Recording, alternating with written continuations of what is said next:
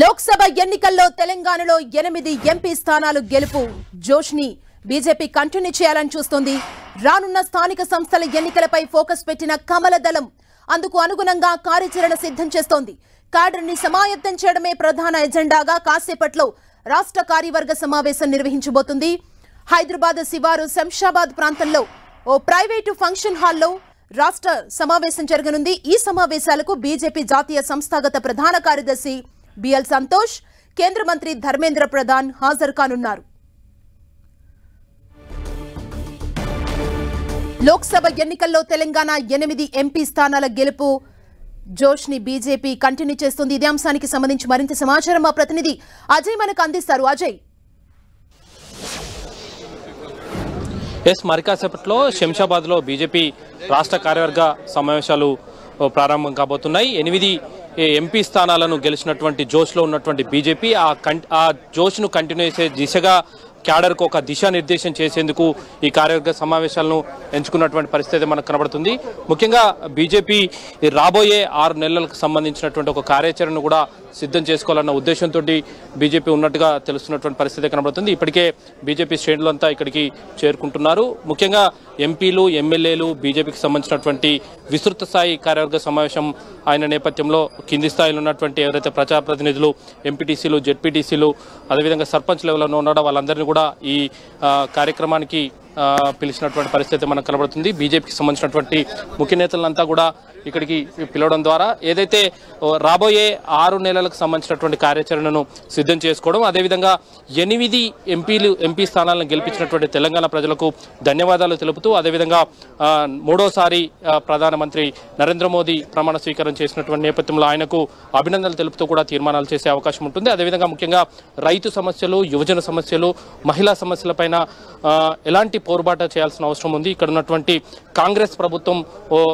హామీలు ఇచ్చి ఏ విధంగా ఇక్కడికి అధికారంలోకి వచ్చింది, వాటిని తీర్చడంలో ఏ మేరకు సక్సెస్ అవుతుంది, దానిపైన సక్సెస్ గా నేపథ్యంలో ఎలాంటి కార్యాచరణను తీసుకోవాల్సిన అవసరం ఉంది అంటూ కూడా వాళ్ళు పబ్లిక్లోకి వెళ్లేందుకు కావాల్సినటువంటి నిర్ణయాలను ఈ కార్యవర్గ సమావేశాల వేదికగా చర్చించినట్టుగా తెలుస్తుంది. అదేవిధంగా ఇక్కడ ఏదైతే రైతు రుణమాఫీకి సంబంధించినటువంటి అంశాలు ఏవైతే ఉన్నాయో, అదేవిధంగా నిరుద్యోగానికి సంబంధించినటువంటి అంశాలు ఏవైతే ఉన్నాయో వాటికి సంబంధించినటువంటి అన్ని అంశాలపైన కూడా ఈ కార్యవర్గ సమావేశంలో డిస్కస్ చేసే అవకాశం అయితే ఉన్నట్టుగా తెలుస్తుంది. అదేవిధంగా ఏదైతే కాంగ్రెస్ అధికారంలో రావడానికి ఇచ్చినటువంటి హామీలు ఏవైతే ఉన్నాయో హామీల పరంగా చూసుకున్నట్లయితే మనం ఏదైతే కాళేశ్వరం పైన కమిషన్ వేసినటువంటి కమిషన్ పైన ఎంత మేరకు రిజల్ట్స్ వచ్చినాయి, అదేవిధంగా సిబిఐ విచారణను కోరుతామని ఎలక్షన్స్లో చెప్పినప్పటికీ కూడా ఆ దిశగా ఎక్కడ అడుగులు పడని పరిస్థితి అయితే మనం చూసుకోవచ్చు. ఈ నేపథ్యంలో ఈ కార్యవర్గ సమావేశంలో కాళేశ్వరం అంశాన్ని సిబిఐకి అప్పగించాలని కూడా డిమాండ్ చేసే అవకాశం ఉంటుంది.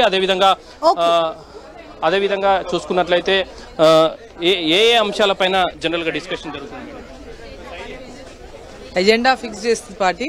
ఎజెండా ప్రకారంగా అన్ని విషయాలు మాట్లాడారు. రేవంత్ రెడ్డి ప్రభుత్వం అధికారంలో ఉంది. ఇక్కడ చాలా అంశాలపైన మీరు కొట్లాడుతున్నారు. ఇప్పటికి కూడా ఆయా అంశాలు ఇందులో చర్చకు వచ్చే అవకాశం ఉంటుంది. వచ్చే ఉంటే ఎలాంటి అంశాలు ఉంటాయి?